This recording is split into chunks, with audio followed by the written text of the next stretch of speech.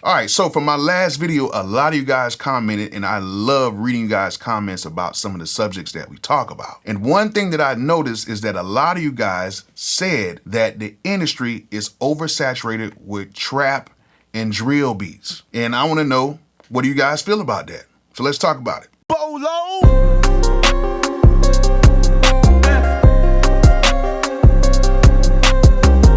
All right, before we get started, let's talk about a brand new service for all of you musicians that is going to change the game. It is called DistroVid. Yes, not DistroKid, DistroVid. DistroVid is the #1 place right now for you guys to go ahead and get your music videos placed on all of the major DSPs.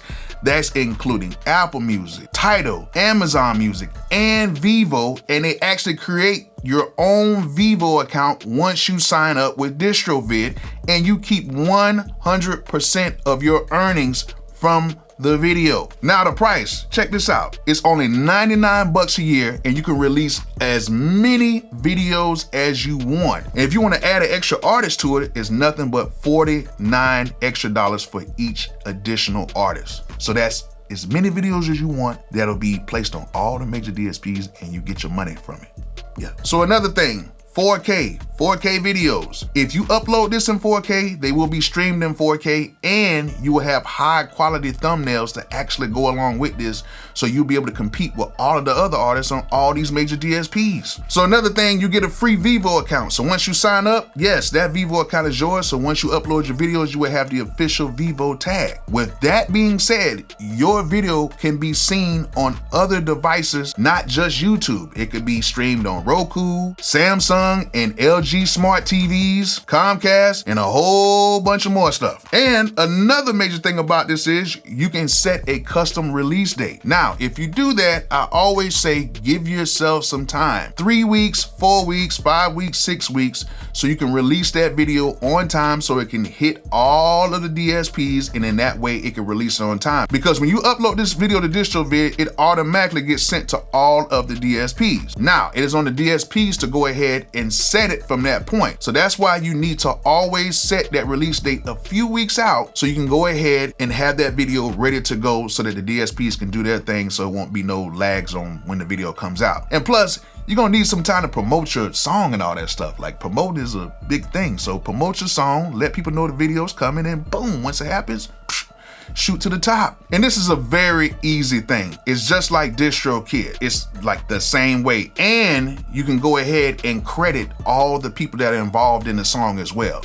So it works just like DistroKid. If you do not have DistroKid, you can go ahead and click that link in the description, and that way you can go ahead and get your songs and stuff uploaded to all the major DSPs, and then go ahead and get DistroVid and have your videos up to all the major DSPs as well when you release your song. So now, instead of you just doing maybe 1 or 2 videos and they're not really showing up everywhere, you can do a whole album, do videos for the whole album, promote everything, have it showing up at the same time, and then bam, you're a superstar. So go ahead and click that link in the description and get you a DistroVid account right now, and get you a DistroKid account right now if you don't have it as well.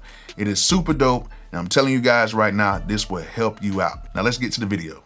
All right, so right now it is 2022, and we are in a state of trap and drill saturation. A lot of trap and drill beats, even in the R&B genre. And I want to know if you guys feel like it is oversaturated, or do you feel like it's just mainstream media that is pushing those type of beats and those type of songs out? Because we all know there's a lot of great music, great hip hop, traditional R&B that is out there. But the more and more we listen to the radio, all we hear is trap and drill style beats. Well, at least for me. And I want to know, is this something that the mainstream is pushing just because they know that it's a quick dollar and they can make it? Or is this something that is being created by the artists themselves? Is it the mainstream? Is it the man? Is it the machine?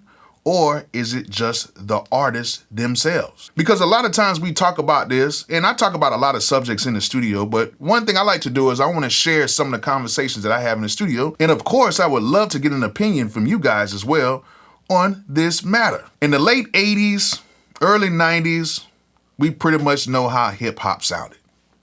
You had your East Coast sound, you had your West Coast sound, and then you had a little bit of the Midwest in there, and then you had some stuff going on in the South. Back in the South at that time, a lot of stuff really had kind of like a more of a blues type of a thing, a more of a, you know, a down South blues drawl, a lot of live guitars, a lot of organs, a lot of live instrumentation. Whereas in New York, there was a lot of sampling. And let's just be honest, it was a lot of sampling. They were sampling all of the timeless music, and they were chopping up samples, and they were adding in bass lines and doing things like that.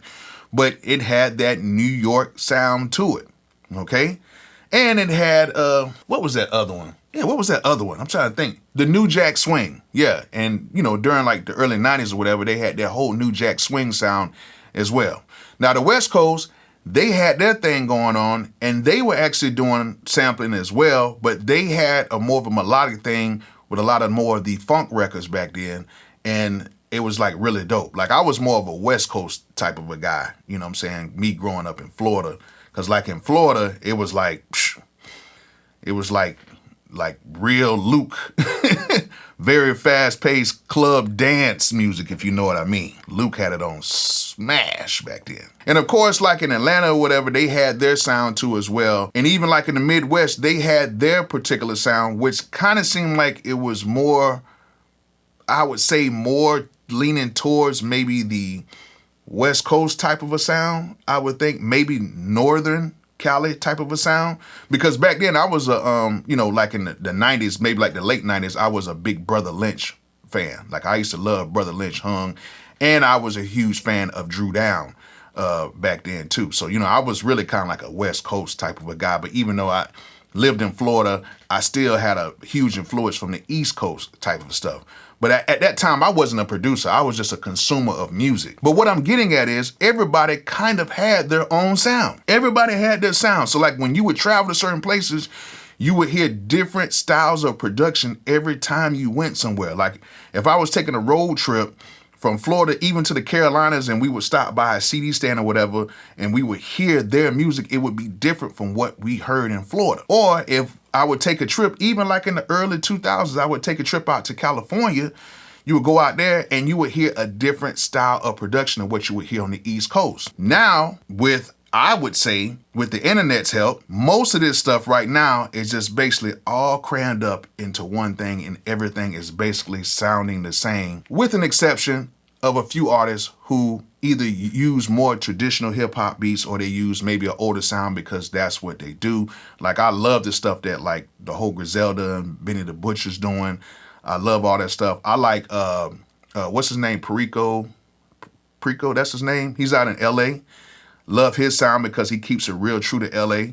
I like his stuff as well. But do you guys feel like with the internet or with the help of the mainstream that everything now is just basically just crumbled up into one big ball of music, and we're just hearing the same thing over and over again? And of course, with that happening, what does that do for the producer? Does it force you to have to produce that way? Do you have to continue to keep making trap beats and drill beats just to even get a placement? Not just for hip hop, but even R&B as well. Now, I know it's a lot of things that have kind of came together with the internet, because like even right now, even the way people even shoot videos is like the same. Everything is kind of like the same. But hasn't that happened over years? Isn't that kind of like the thing? Because regardless, if you listen to a track in the 90s, regardless if it's West Coast or East Coast, you kind of knew what gap of years that music came from, regardless if it was East Coast or West Coast, regardless if it was down South or Midwest. You kind of just knew just by the style of rapping or the style of singing or just like the type of song it was. You kind of just knew. And even if you heard some songs maybe from the late 90s to the early 2000s, from the West Coast to the East Coast, you kind of knew, okay, this is something like that would sound like 1998, or this is something that would sound like maybe 2003. Regardless of whatever side of the country or what genre it was, you just kind of knew what it was. Is this right now what it is? Is this just the sign of the times that production has changed and this is the bubble that we're in right now? Or is this something that's being forced by mainstream or by the artists? Because at the end of the day, the artists are the ones who are on these type of beats. And the mainstream is actually pushing these songs out to the public. And do you feel like we're kind of trapped in this whole situation? You know what I'm saying? Right now, if you did take a chance and bet on yourself and say, you know what? I don't feel like making beats like that. I want to do my own lane and do my own thing. Do you feel like you would have success? Do you feel like some people can come out the box? Like, say, for instance, like a Pharrell. Now, he's really deep rooted in the hip hop community and just the industry, period. He is one of the most legendary producers of all times. And he can step out and do his thing because he has those credits to do that and people respect him for doing that. But say, for instance, somebody who is new that is trying to do that, will they be receptive of that? Will the audience be receptive of that? Will the artists be receptive of that because they've just been slammed with these certain type of beats over and over and over and over again?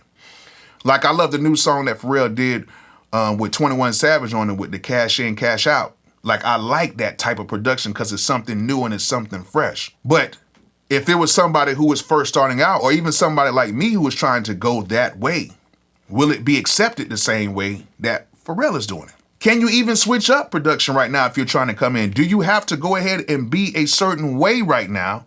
And then when you get to that point, you can kind of slide to the right or slide to the left. Like, can you even do that? Or do you have to be stuck in producing the same things over and over and over again so you can just make a check? And then it kind of turns back to, are you doing this for the love or are you doing this for the check? You know what I'm saying? Are you doing this for the love or are you doing this for the check? What is it? Because if you're doing it for the love, you would do it regardless of what anybody thinks. And then the check will come. But if you're striving to be a music producer right now, you would probably want to make beats and get a check at the same time so you can support your lifestyle as well. But I don't know. You guys let me know. Let me know what you think is going on here. Because I'm confused. Like, you know, my guys at the studio are like, no, you know, they don't really hear a difference because, like, to some of you guys, y'all can, like, tell a difference between trap and all that stuff. And I can tell a little difference too, but to me, everything pretty much kind of sounds the same right now. You guys let me know what you think about it. I want to see what you say in the comments so I can kind of respond back to them because I responded back to a few of them. And let me know what you think. It doesn't have to be nothing detailed or whatever, but let me know in the comments what you feel about this. And let's go ahead and talk about it in the comment section. I hope you guys enjoyed this. Hope you guys learned something from it or if it was informative. And like I always say, peace out.